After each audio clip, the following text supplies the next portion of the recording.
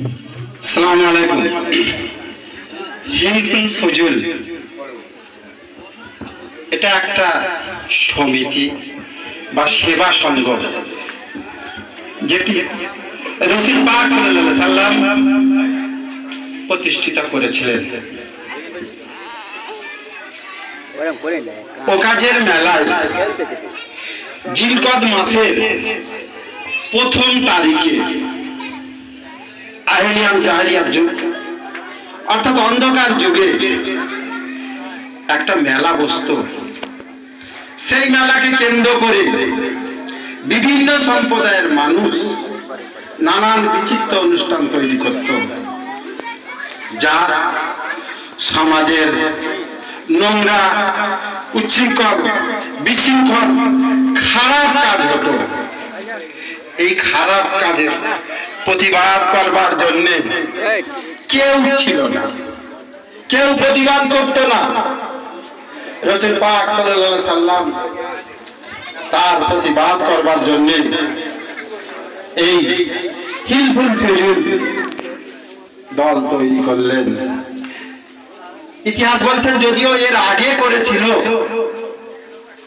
ফাজল, ফাজাইল, মুফাজ্জল এবং মুফাজাফাল, তারা করেছিলেন, কিন্তু এত সক্রিয়ভাবে হয়নি।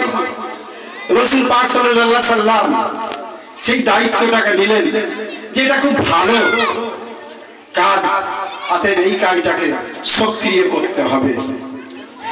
তাই ওকাজের মেলাকে কেন্দ্র করে বিভিন্ন সময় বিভিন্ন ঘটনা ঘটে যেত।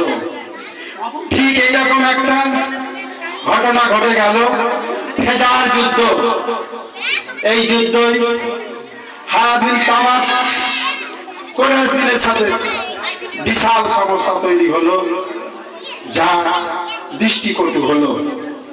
আবার ঠিক এইরকম একই অনুরূপ তারপরের বছর আবার দ্বিতীয় ফেজার যুদ্ধ শুরু হলো।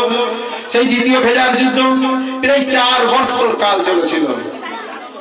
সেই 4 বছর কাল যুদ্ধ সমাপ্তির পরে রাসূল পাক সাল্লাল্লাহু আলাইহি সাল্লাম সক্রিয়ভাবে একটা সিদ্ধান্ত করলেন যে এর বিহিত একটা করতেই হবে।